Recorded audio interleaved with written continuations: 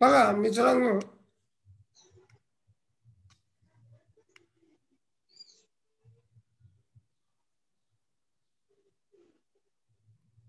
योगा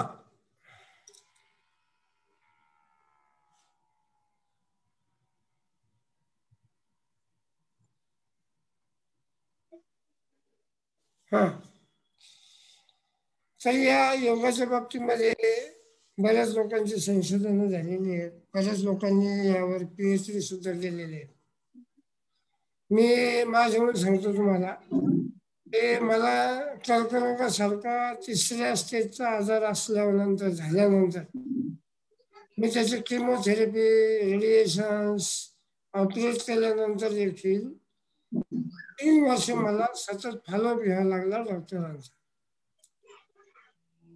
पण त्या कालावधीमध्ये मी स्वतःला संयमित ठेवलं. त्या कालावधीमध्ये मी स्वतःला भावनांवर माझा आवर घातला आणि आज त्या गोष्टीला 15 वर्ष पूर्ण झालेली.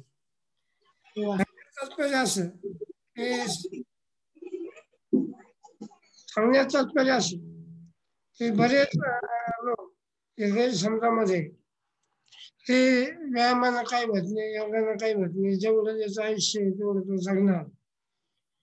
पण तसं नसतं. तुम्ही तुमच्या व्यायामाने किंवा यम नियम प्राणायाम ह्या ज्या गोष्टी आहेत ह्या जर पाळल्या तुम्ही तर तुमचं आयुष्य साहजिकच वाढतं. मी त्याचे उत्तम उदाहरण आहे की 15-16 वर्षापूर्वी मी गेलो म्हणून सगळ्यांकडे धरलं होतं. पण ऑपरेशन, रेडिएशन, किमोथेरपी झाल्यानंतर मी सतत 3 वर्ष योगासनं केली, प्राणायाम केला आणि जे जसं जमेल तसं प्राणायाम करत राहिलो. आज मला कोणत्याही गोष्टीचा त्रास नाही. याचं कारण आहे का माणसामध्ये जो स्ट्रेस, भावनांवर जो आवर घालायचा, त्यासाठी योगा हे अत्यंत महत्वाचं साधन आहे. मग योगा म्हणजे काय याविषयीची स्लाईड तुमच्या समोर आहे, दिसतंय का? हो सर. हा, yoga is a mind-body practice that combines stretching, exercise, control breathing, relaxation. म्हणजे योगा हे असं एक मन आणि शरीराचा सराव करण्याचं, एकत्रितरित्या ताणण्याचं, त्याला एक्सरसाइज करण्याचं, त्याच्यावर नियंत्रण मिळवण्याचं श्वासावर आणि रिलॅक्स होण्याचं एक साधन आहे. त्याला म्हणतो आपण योगा. आता हे योगा पतंजली योगसूत्र जे आहे, या पतंजली योगसूत्रानुसार yoga is restraint of the activities of the mind. म्हणजे योगा हा रिस्ट्रेंट म्हणजे संयम. योगा हा मनावर संयम, मनाच्या ज्या ॲक्टिव्हिटीज असतात त्या ॲक्टिव्हिटीजवर संयम ठेवतो. आणि भगवद्गीतेमध्ये देखील योगाला सांगितलेलं आहे की heaviness of mind is yoga. Yoga is a skilfulness of action. Yoga हा माणसाला मानसिक शांती देतो आणि योगा हा आपल्या ज्या कृती आहेत त्या कृती आपल्याला स्किलफुल, कौशल्यपूर्वक करायला भाग पाडतो. याला म्हणतो आपण योगा. या योगाचे अनेक असे क्लासेस आपल्याला पाहायला मिळतील. या योगाचे ऑनलाईन क्लासेस आहेत, ऑफलाईन क्लासेस आहेत आणि अनेक लोक या योगाकडे वळलेले आपल्याला दिसून येते. आपल्या भारतीयांची किंवा विशेषतः महाराष्ट्रीयांची अशी परिस्थिती आहे की जोपर्यंत त्याला काही अडचण येत नाही, जोपर्यंत त्याला काही त्रास होत नाही, तोपर्यंत व्यायाम किंवा आसनाकडे, योगाकडे व्यक्ती वळत नाही. आज मी सकाळी ABP माझा TV पाहत होतो. त्या ABP माझवर एक बातमी होती. याला जळगाव जिल्ह्यामध्ये बोजवड तालुक्यामध्ये पारोळा तालुक्यामध्ये ऑस्ट्रेलियावरून 20 वर्षापूर्वी एक जोडपं आलेलं आहे आणि ते जोडपं योगाच्या किंवा त्यांच्या गुरुच्या म्हणण्यानुसार ऑस्ट्रेलियामधून भारतामध्ये पारोळासारख्या शहरामध्ये, जळगाव जिल्ह्यातलं पारोळा नावाचं गाव, त्या शहरामध्ये ते स्थावर झाले आणि ते आपल्या म्हणजे काय म्हणू आपण संयमित जीवन जगते. योगासनं करून लोकांना वेगवेगळ्या स्वरूपाचं फार्म हाऊस बांधून नोकऱ्या देते लोकांना. हे योगाचं महत्व आहे. मी याचं ज्वलंत उदाहरण मी तुम्हाला मुद्दाम सांगतो की मी याचं ज्वलंत उदाहरण आहे की गेल्या 15 वर्षापासून मी हे जगतोय. योगा योगा हे अत्यंत महत्वाचं साधन आहे. आपला जो ट्रेस असतो, आपल्या ज्या भावना असतात त्याच्यावर संयम ठेवण्यासाठी, त्याच्यावर काय म्हणतो आपण त्याला की नियंत्रण ठेवण्यासाठी. आता हे योगा स्ट्रेसवर काय काम करतं तर हे एक स्लाइड आहे. In yoga breathing using the diaphragm, as you breathe can stimulate the vagus nerve, help reduce stress. Yoga काय करतं, आपल्या योगा करत असताना आपल्या नर्वस सिस्टीमला ते नियंत्रित ठेवतं.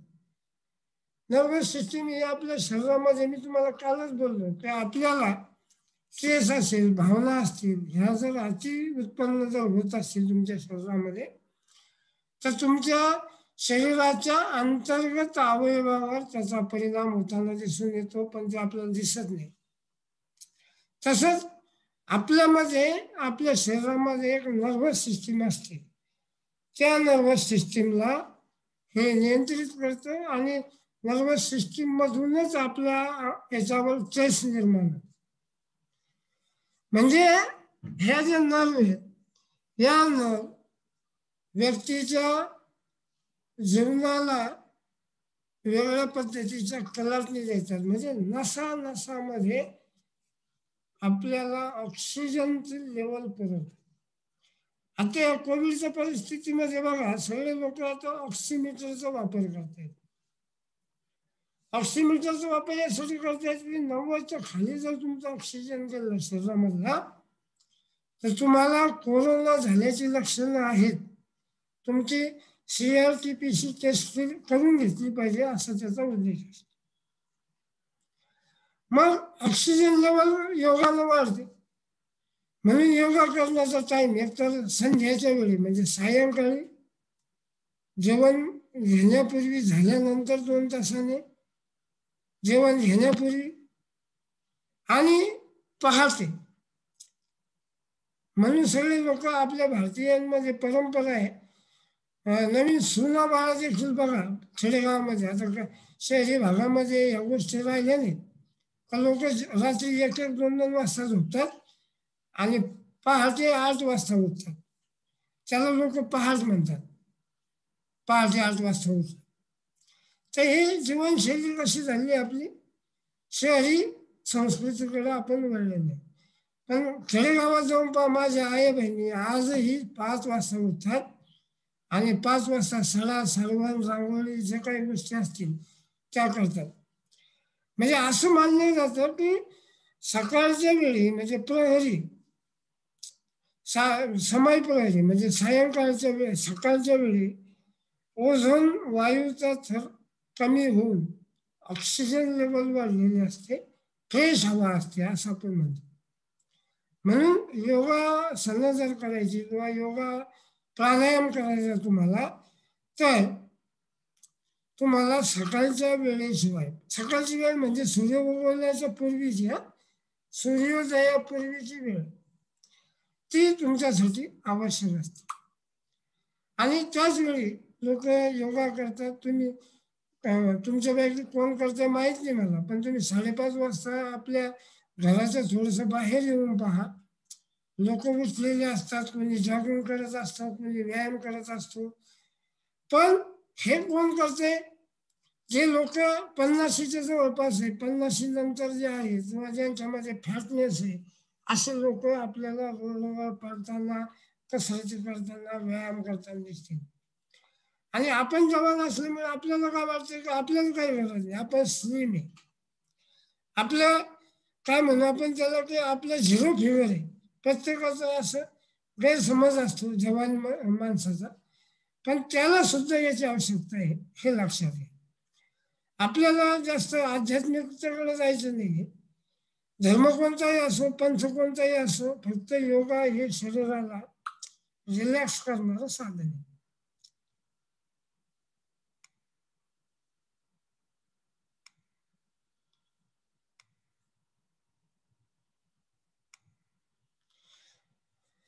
मग हे काय करतं आपलं योगा? हे आपलं रेस्पिरेटरी सिस्टीम जी आहे ती रेस्पिरेटरी सिस्टीमला स्लो करतं, आपले हार्ट रेट कमी करतं, म्हणजे नॉर्मल ठेवतं. पण आपण पळालो तर आपले हार्ट रेट वाढतात. त्यानंतर ब्लड प्रेशर तुमचं नियंत्रित ठेवतं, लोवर ठेवतं.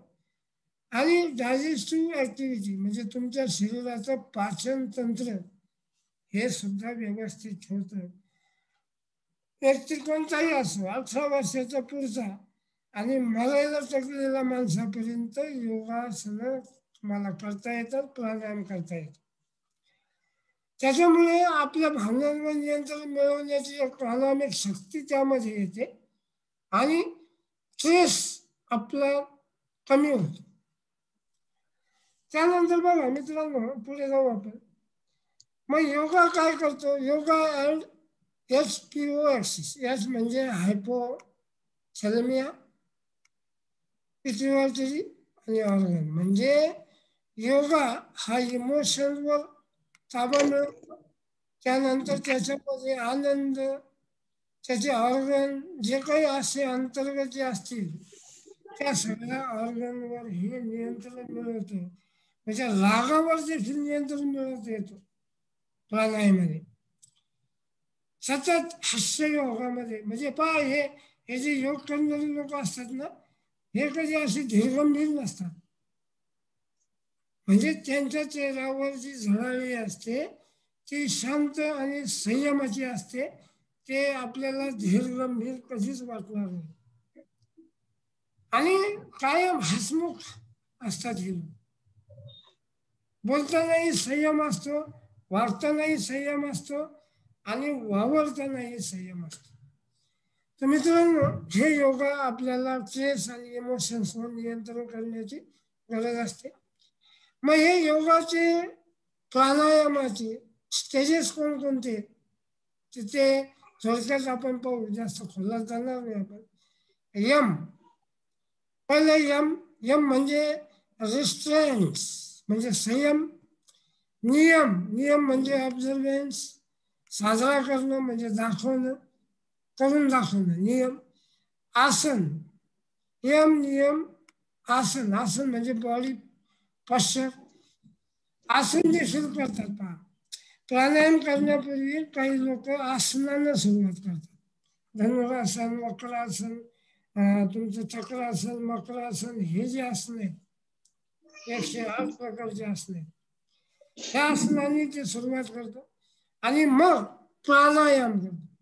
प्राणायाम म्हणजे रेग्युलेशन ऑफ ब्रेथ, श्वासावर नियंत्रण. त्यानंतर प्रत्याहार म्हणजे अब्स्ट्रॅक्शन्स ऑफ सेन्स, आपलं जे वागण्याची पद्धत आहे त्याच्यावर बंधन आणणं. काही भैर वागणं नको, सोयीर वागणं नको. त्यानंतर धारणा, कॉन्सन्ट्रेशन, तुमचं कॉन्सन्ट्रेशन वाढवतं. यम नियम आसन प्राणायाम प्रत्याहार म्हणजे कमी आहार, आहारावर नियंत्रण.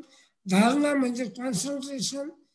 त्यानंतर ध्यान म्हणजे मेडिटेशन आणि समाधी सेल्फ रिअलायझेशन, आत्मज्ञान.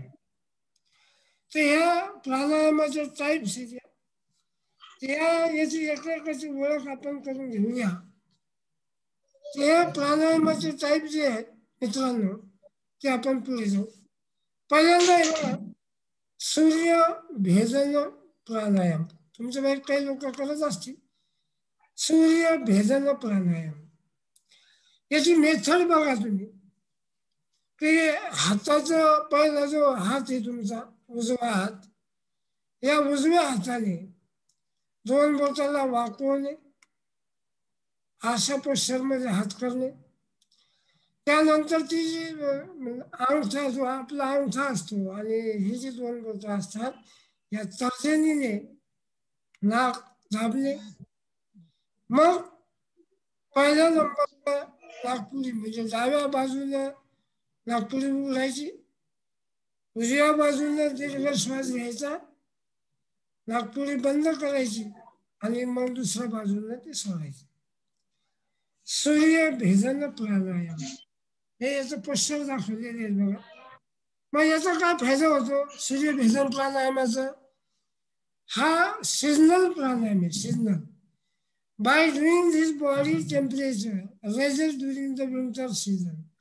पहा, थंडी वाजते, सूर्यभेदन जर तुम्ही प्राणायाम करत राहिला 2 मिनिट 5 मिनिट, तर तुम्ही थंडीमध्ये तुम्हाला थंडी सुद्धा वाजत नाही, कारण ते बॉडीचं टेम्परेचर कंट्रोल करतं, रेज करतं, उष्णता वाढवतं.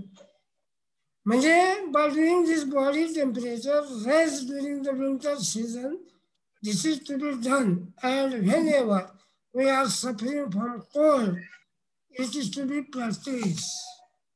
ज्यांना कायम सर्दी होत असेल, सर्दीची ज्याला ॲलर्जी असेल किंवा ॲलर्जिक सर्दी ज्या लोकांची असेल, अशांनी हा सूर्यभेदन प्राणायाम केला पाहिजे. ही याची मेथड आहे. कमीत कमी 5 मिनिट आणि जास्तीत जास्त 15 मिनिटापर्यंत हे सूर्यभेदन प्राणायाम आपण केला पाहिजे. म्हणजे डाव्या बाजूला दीर्घ श्वास घेणे, आतमध्ये श्वास ओढणे, दुसऱ्या बाजूला तो कुंभक आणि पूरक असा शब्द आहे त्याला प्राणायामामध्ये. कुंभक आणि रेचक थांबून, कुंभक म्हणजे श्वास आतमध्ये ओढणे, रेचक म्हणजे थांबवणे आणि पूरक म्हणजे परत दुसऱ्या बाजूला तो श्वास सोडणे. हे सूर्यभेदन प्राणायाम आपण केला पाहिजे. त्यानंतर उज्जाई प्राणायाम. आता उज्जाई प्राणायामाचं हे चित्र बघा कसं इथं तुमच्या लक्षात येईल. उज्जाई प्राणायाम, ही जी मुलगी आहे ना, ही उज्जाई प्राणायाम करते. ही उज्जाई प्राणायाम कसं, एकदम मंचामध्ये ताट बसायचं, डोळे मिटायचे आणि आपला दीर्घ श्वास घ्यायचा, म्हणजे जोरात श्वास घ्यायचा, छातीमध्ये आणायचा, तो थोडा वेळ रेचून घ्यायचा म्हणजे थांबायचं आणि परत नाकपुड्याने सोडायचं. असं किमान तुम्ही 5 मिनिट केलं पाहिजे. उज्जाई, तर हा उज्जाई प्राणायाम आहे. याची मेथड कशी आहे हे मी तुम्हाला आता सांगितले. ही मुलगी सुद्धा उज्जाई प्राणायाम करते. तर याचे फायदे काय? थायरॉइड रिलेटेड प्रॉब्लेम ज्या लोकांना असतात, थायरॉइडचे घशाचे प्रॉब्लेम, ह्या उज्जाई प्राणायामामुळे दूर होतात. त्यानंतर इम्प्रूव्ह साऊंड क्वालिटी. आपल्या बोलण्यामध्ये एक प्रकारचा मार्जव येतो, एक प्रकारचा असा धीटपणा येतो, म्हणजे साऊंड क्वालिटी वाढते. म्हणून जे लोक गायक असतात किंवा जे लोक स्टेज परफॉर्मर असतात, आता आपण सुद्धा परफॉर्मन्स शिक्षक आहोत, म्हणजे आपलं बोलण्याशिवाय काम नाही. त्यामुळे हे लोक गायक असतील, प्राध्यापक असतील, शिक्षक असतील किंवा स्टेज परफॉर्म करणारे लोक असतील, तर हे नेहमी उज्जाई प्राणायाम करण्याची प्रॅक्टिस करत असतात. हे उज्जाई प्राणायाम जो सायनस ज्या लोकांचा प्रॉब्लेम असतो, डिसीज असतो, या सायनसला ते कव्हर करतं उज्जाई प्राणायाम. पुढचा प्राणायाम आहे शीतकारी. आता हे शीतकारी प्राणायामाचं बघा कसं आहे की आधी आपण दातावर दात ठेवायचे, पुढचे दात सगळे दाखवायचे. दातावर दात ठेवल्यानंतर आतमध्ये दाताने म्हणजे तोंडाने श्वास घ्यायचा. ज्याचे सेन्सिटिव्ह दात असतील त्याला हिरड्यांचे प्रॉब्लेम असतील, ज्या लोकांच्या हिरड्यामधून रक्त निघत असेल, दात कळत असतील हमेशा, तर अशा लोकांनी शीतकारी प्राणायाम केला पाहिजे. शीतकारी प्राणायाम एकदम सोपा आहे मित्रांनो.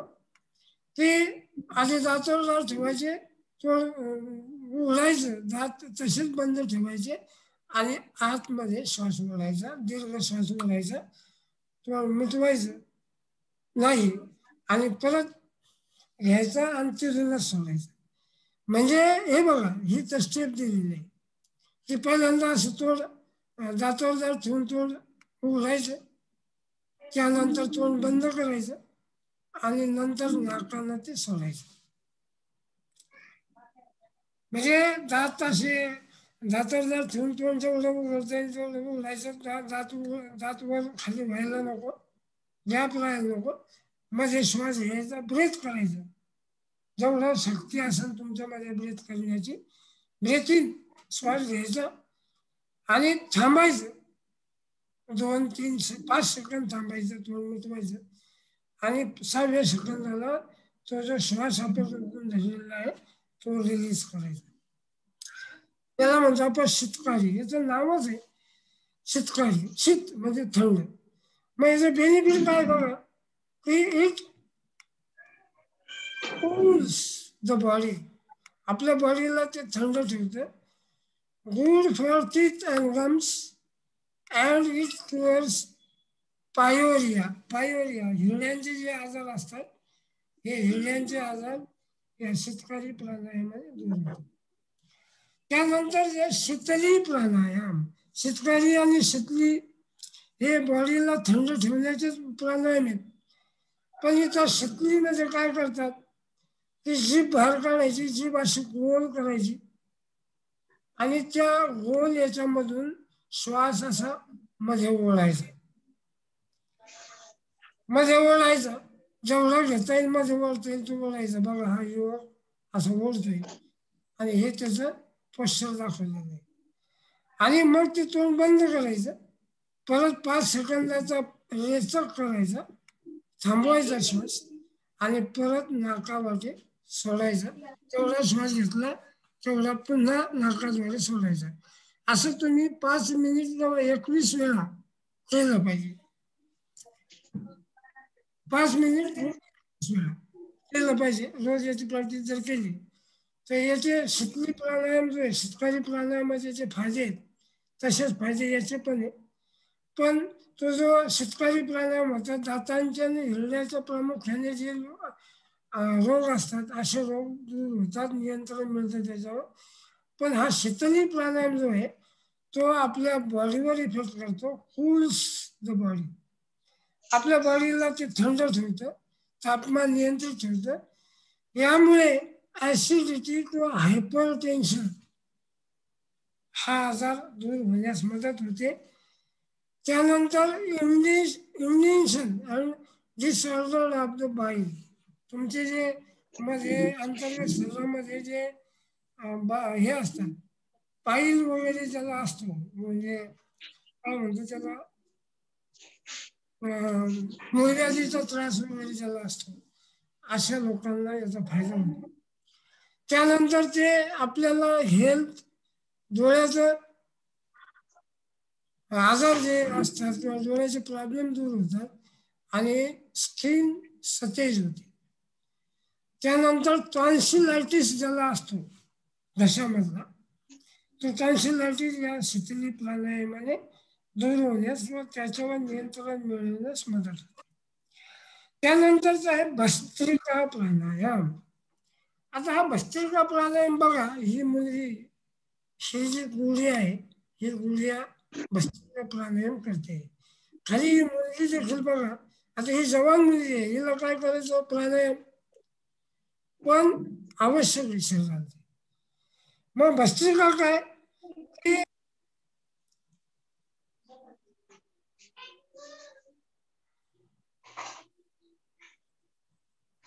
या भस्त्रिकेचा परिणाम काय होतो, किंवा सायनसचा आजार, डिसऑर्डर जे असतात, कोल्ड असेल, कफ असेल, अस्थमा असेल, भस्त्रिका म्हणजे श्वास घेणं आणि परत सोडणं, जोर जोरात श्वास घेणं, छातीत जमा करणं, सोडणं, अशा पद्धतीने अस्थमा, खोड, कफ हे दूर होतं. त्यानंतर थर्ड रिलेटेड जे डिसीज असतील घशाच्या संबंधामध्ये ते थायरॉइड, टॉन्सिल हे सगळं भस्त्रिका प्राणायामाने दूर होतात. त्यानंतर आहे भ्रामरी प्राणायाम. आता प्रत्यक्ष रामदेव बाबाची इथं दाखवलेले भ्रामरी प्राणायाम करणारे. भ्रामरी प्राणायाम म्हणजे काय, की आपले दोन्ही हात असे वर करणे, त्यानंतर सरळ पद्मासनात बसा, सुखासनात बसा, कशाची बसा, पण आपल्या दोन दोन जी बोटं असतात, पहिली दोन बोटं ती कपाळावर ठेवणे, डोळे झाकणे, त्या दोन बोटांनी डोळे झाकणे आणि कान बंद करणे दोन अंगठ्याने आणि श्वास घेऊन जोरात तो सोडणे. ते याला आपण भस्त्रिका प्राणायाम म्हणतो. पूरक, रेचक आणि कुंभक ह्या गोष्टी आहेच. पूरक म्हणजे श्वास घेणे, रेचक म्हणजे कुंभक म्हणजे थांबवणे 5-6 सेकंद, तेवढा वेळ जमेल तेवढा वेळ, आणि रेचक म्हणजे सोडणे. तर हे पूरक म्हणजे सोडणे. तर हे याचे बेनिफिट काय असतात भ्रामरी प्राणायामाचे. आता भ्रामरी प्राणायाम करताना काय, भुंगण्यासारखा आवाज आपल्या घशातून बाहेर निघला पाहिजे, म्हणून त्याचं नाव आहे भ्रामरी. हे बघा, जेव्हा आपण डोळे बंद करू, नाक बंद करू आणि कान बंद करू, तेव्हा तोंडावरती भुंगण्यासारखा आवाज करत मध्ये श्वास घेतला पाहिजे घशाद्वारे. तर हे आहे भ्रामरी प्राणायाम. तर हे प्राणायामचे बेनिफिट काय, with the practice of the pranayama the mind becomes steady. steady go, हे जे सरतीचं 3 शब्द आहेत ना, त्याच्यामध्ये स्टेडी म्हणजे काय, की सुरुवात करा कामाला, स्टडी करतं माइंडला, कायम तत्पर करतं. It is beneficial in conditions like mental tension जर असेल तुम्हाला, तुम्ही भ्रामरी करा. ॲजिटेशन असेल, हाय ब्लड प्रेशर असेल, हार्ट डिसीज असतील, म्हणजे मेडिटेशन करण्यासाठी आपल्याला हे भ्रामरी आवश्यक आहे. भ्रामरी प्राणायामाचे परत एकदा समजून घ्या. आपले हात चेहऱ्यावर न्यायचे, दोन्ही हाताच्या 2 बोटांनी डोळे बंद करायचे, कपाळावर 2 बोटं आली पाहिजेत, नाक 2 बोटांनी बंद झालं पाहिजे आणि कान अंगठ्याने बंद झाली पाहिजे. आणि मग घशाद्वारे आत श्वास ओढायचा, पूरक हे कुंभक, हे पूरक, रेचक आणि कुंभक. तर अशा पद्धतीने भ्रामरी प्राणायाम आपण करू शकतो. त्यानंतरचं आहे मर्चा प्राणायाम. आता हे अवघड प्राणायाम आहे थोडंसं, ते नुसतं कपाळ दाबायचं आणि परत भ्रामरीसारखं जे आवाज आहे तो तिथून काढायचा मूर्छा. पण शक्यतो हे लोक जे जास्त योगा करत असतात अशा लोकांना हे बेनिफिट देतात. It makes the mind inactive, senseless, आणि it is cut off mind from outer world. म्हणजे तो काय करतं, मूर्छा म्हणजे व्यक्तीला शांत स्तब्ध करतं, आपल्याला बाहेरच्या जगामधून ते आपल्याला अंतर्मुख होण्यास मदत करतं. म्हणजे and helps the practitioner to perform meditation. म्हणजे संयम, ध्यान देण्यासाठी, ध्यान धारणा करण्यासाठी हे प्राणायाम आवश्यक आहे. त्यानंतरचं आहे प्लविनी प्राणायाम. म्हणजे पाण्यामध्ये पोहणे, पण शरीर असं चावून ठेवणे, हातवर करून ह्या पोश्चरमध्ये पाण्यामध्ये तरंगणे म्हणा तुम्ही त्याला. तर याचं काय बेनिफिट आहे, practitioner of Palvini pranayam can pass several days without food or water. तसंही प्रत्येक व्यक्ती हा 21 दिवस बिना अन्न पाण्याचा जगू शकतो, प्रत्येक व्यक्ती. पण ह्यामध्ये बघा, ह्यामध्ये असा प्रॅक्टिस करणारी व्यक्ती ह्या कित्येक दिवस बिना अन्न पाण्याचा राहू शकतात, पलविनी प्राणायाम. पण हे थोडं वरच्या स्टेजचे प्राणायाम येते, हा एक आणि हा एक. प्लविनी प्राणायाम, त्यानंतर उदगीत. आता उदगीत म्हणजे काय की आपल्या तोंडामध्ये आपण काय म्हणतो, नाकाने श्वास घ्यायचा, दीर्घ श्वास घ्यायचा आणि तोंडाने ओ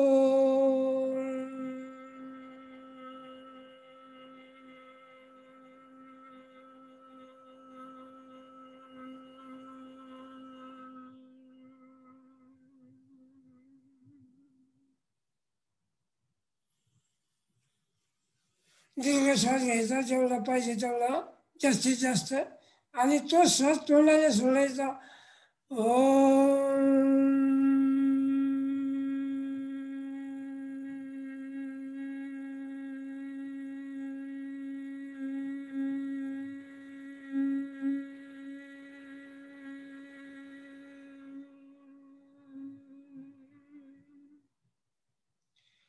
असं 7 वेळा कमीत कमी केलं पाहिजे. तसं 11 वेळा सांगतात, 21 वेळा सांगतात, पण आपल्याला सुरुवातीला 5-6-7 वेळा जरी केलं तरी चालते.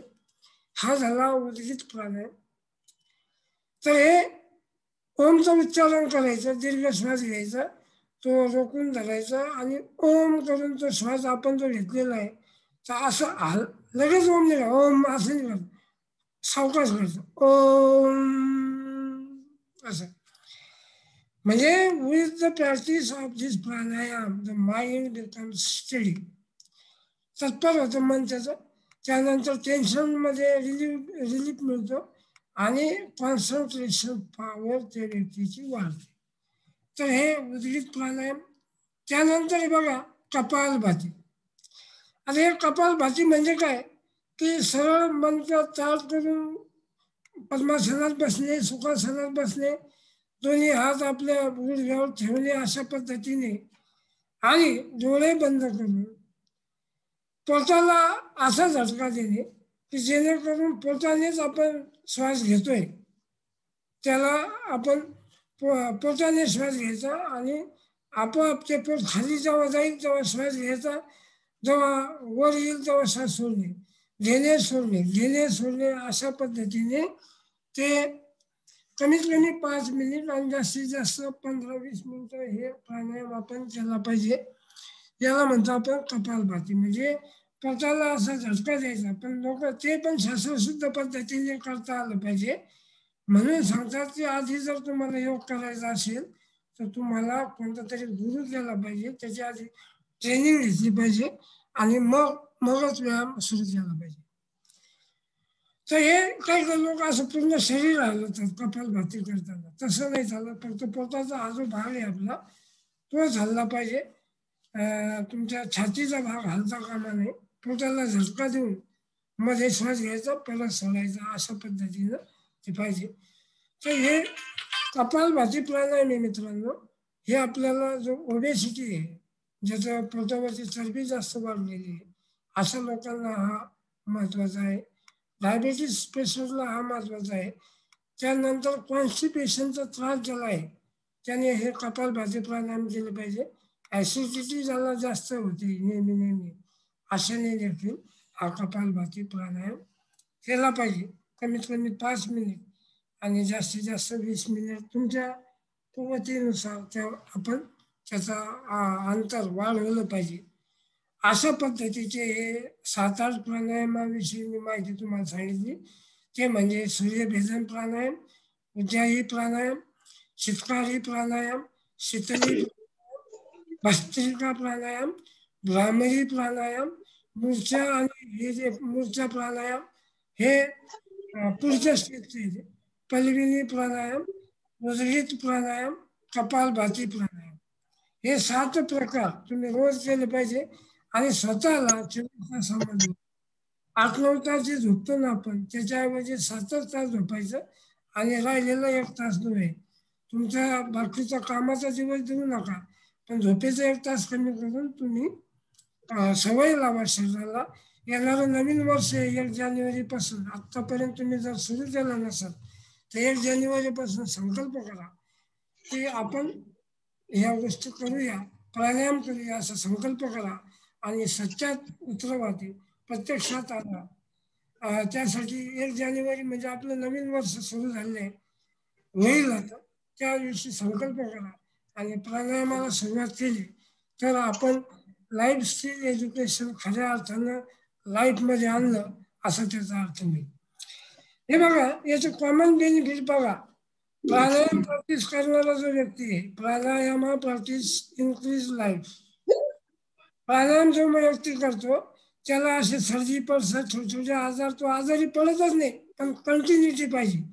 ते आज मला खूप उशीर झाला, खिडकीतून खूप गार हवा येत होती म्हणून मला झोपच आली, जाग आली नाही, हे सगळे कारण आपण जे सांगतो की नाही ते आपल्याला कारण सांगणं बंद केलं पाहिजे. जर टाइम टेबल आपण केला त्या टाइम टेबलला आपण फॉलो केलं पाहिजे.